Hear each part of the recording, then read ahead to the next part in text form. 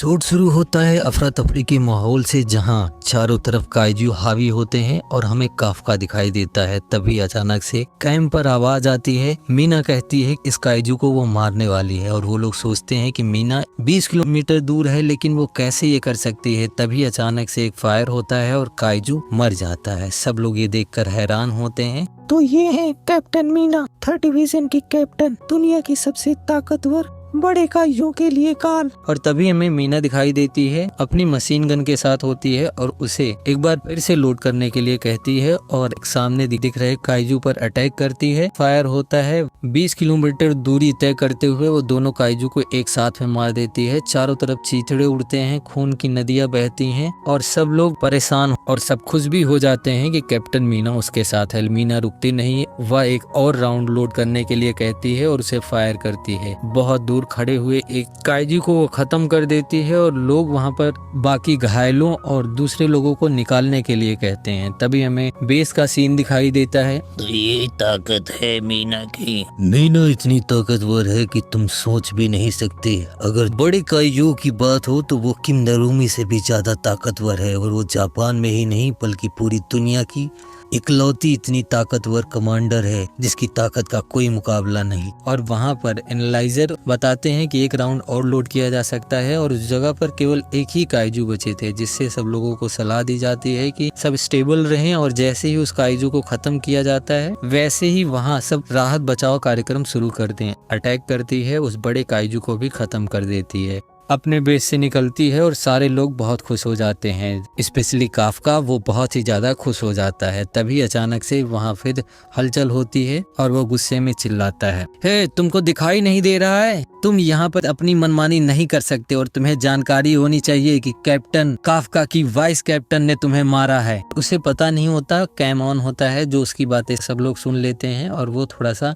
बुरा फील करता है। उसे लोगों को वहां से हटाने के लिए कहते हैं और वो हटाने के लिए जाता है और हमें स्क्रीन पर काइजुओं के हमले खत्म होते हुए नजर आ रहे थे और सब लोग बहुत ज्यादा खुश होते हैं क्योंकि देखते देखते सारे काइजू को डिसेबल कर दिया जाता है। और वहां से लोग पूछते हैं कि क्या हम जीत चुके हैं? नहीं। तभी हमें नरूमी जितना मैं 9 को जानता हूँ वो ऐसे चीजों को नहीं खत्म कर सकता और मुझे पता है कि इसके पीछे कुछ ना कुछ तो जरूर है जो हमारी नजर के सामने नहीं आ रहा है। हाँ नरूमी, तुम सही कह रहे हो।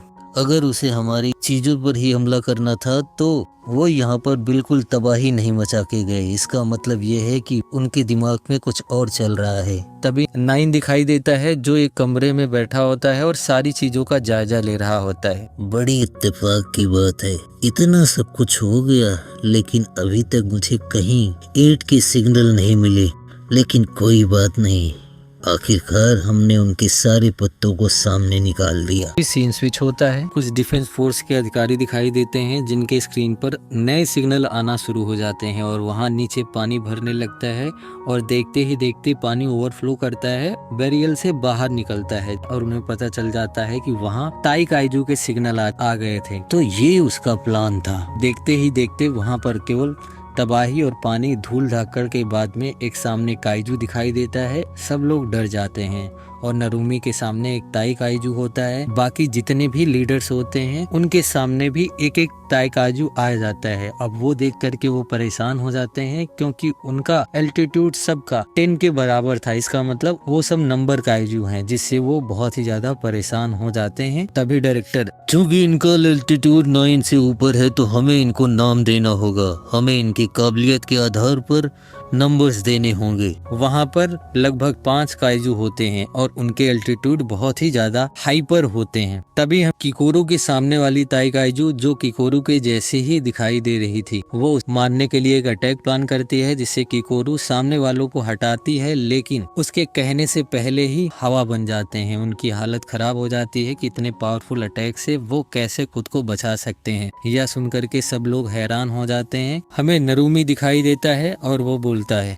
जैसा कि मुझे पता था ये कुछ ना कुछ बड़ा प्लान कर रहा है, तो इसका प्लान कभी भी हमारी जरूरत वाली चीजों पर अटैक करने का था ही नहीं। ये हमेशा से हमारे बड़े लीडर्स को अलग करना चाहता था और उन्हें अलग अलग मारना चाहता है, जिसे सुनकर के सब लोग डर जाते हैं। और डायरेक्टर भी सोचता है कि अगर मैं यहाँ से अपने बेस्ट प्लेयर को भेज देता हूँ तो यहाँ बेस पर सुरक्षा करने के लिए कोई नहीं बचेगा, इसीलिए वह उसे नहीं भेजना चाहता। लेकिन एक अकेली लड़की को लड़ने देना उसके लिए बहुत बुरा होता। लेकिन तभी नरूमी, मेरी बेवकूफ जूनियर, ये तुम्हारे लिए एक अवसर है और तुम्हें बचाने के लिए कोई नहीं आने वाला, तो इससे तुम्हें खुद से ही निपटना होगा। और वो सामने अपनी क्लोन को देखती है और दिमाग में सोचती है कि मैं हमेशा जब भी परेशानी में थी कोई न कोई मुझे बचाने के लिए आया, इस बारी कोई नहीं आने वाला है तो सब कुछ मुझे ही करना होगा। और वो अपने एनर्जी को इंक्रीज करती है और देखते ही देखते उसकी एनर्जी 84% हो जाती है। सब लोग उसकी कॉम्बैट एबिलिटी को देख करके बहुत खुश हो जाते हैं, ऐसी आशा करते हैं कि आने वाले समय में वो दुनिया की सबसे ताकतवर डिफेंस फोर्स अधिकारी बनेगी। वो उससे लड़ाई करने के लिए बिल्कुल तैयार अपनी पूरी एबिलिटी को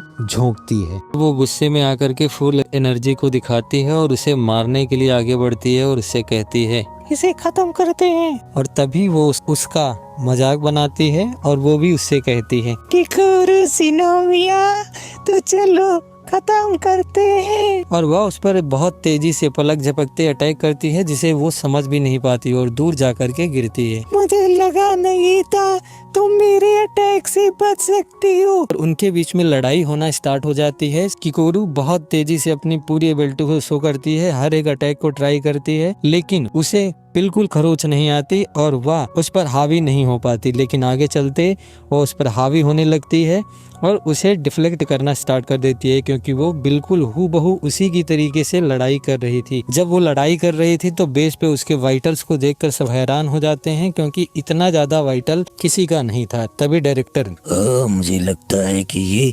सबसे ज्यादा ताकतवर है, यहाँ तक कि नरूमी से भी। हाँ सर, आप बात सही कह रहे हैं।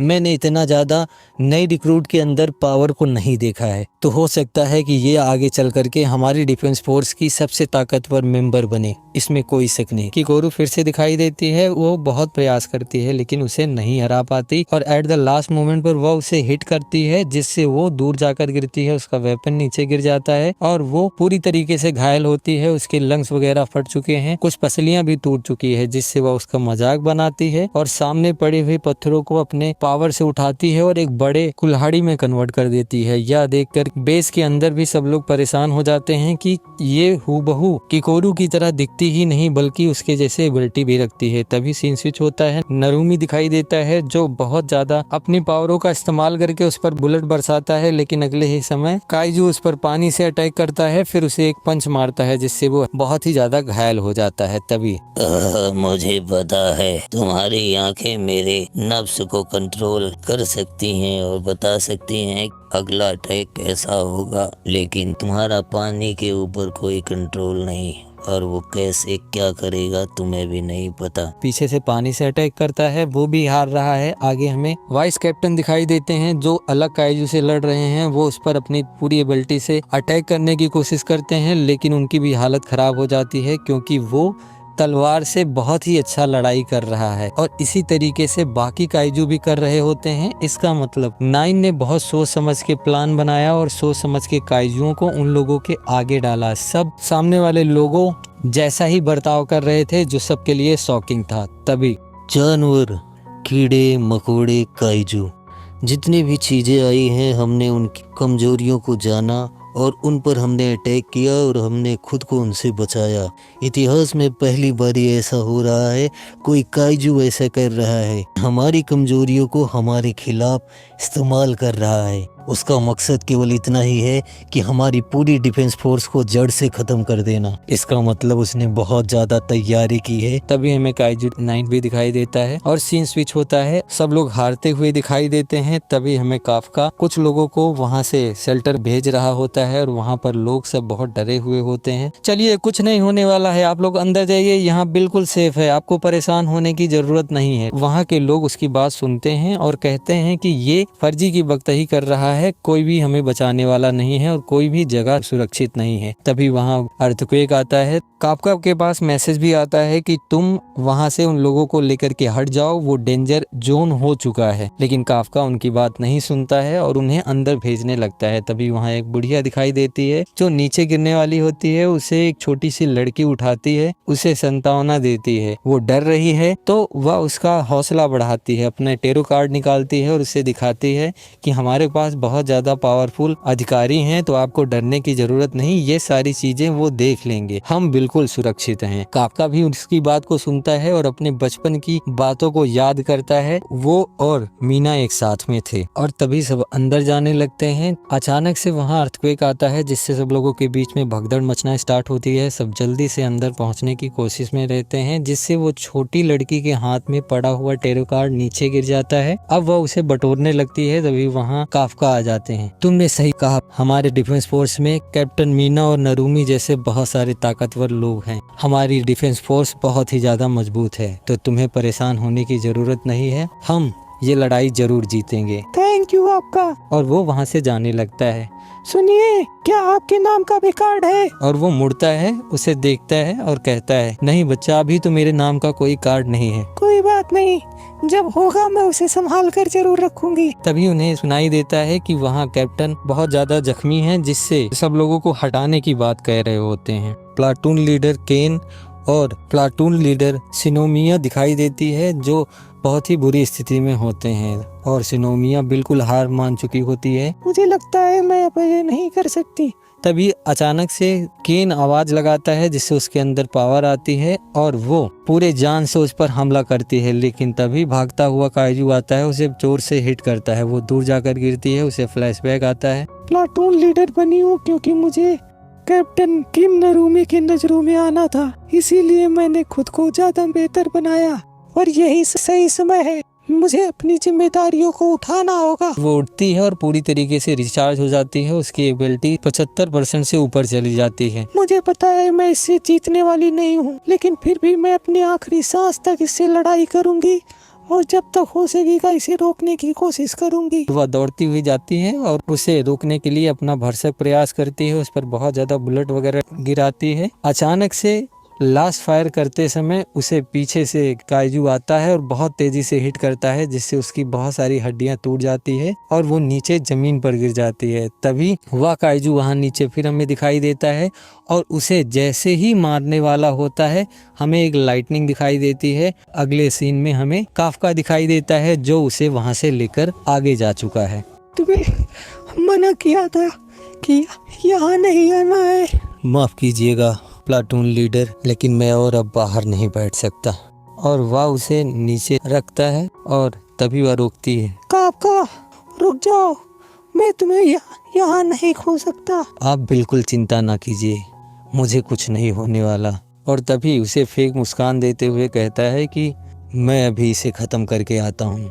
उसके अंदर ट्रांसफॉर्मेशन स्टार्ट हो जाता है और वो जोश में कहता है, काफका हिबिनो नहीं, काइजू नंबर 8 रिपोर्टिंग सर। तभी हमें सीन स्विच दिखाई देता है और वो वहाँ हमें हवा में उड़ता हुआ 9 दिखाई देता है, जो अब खुश हो चुका है।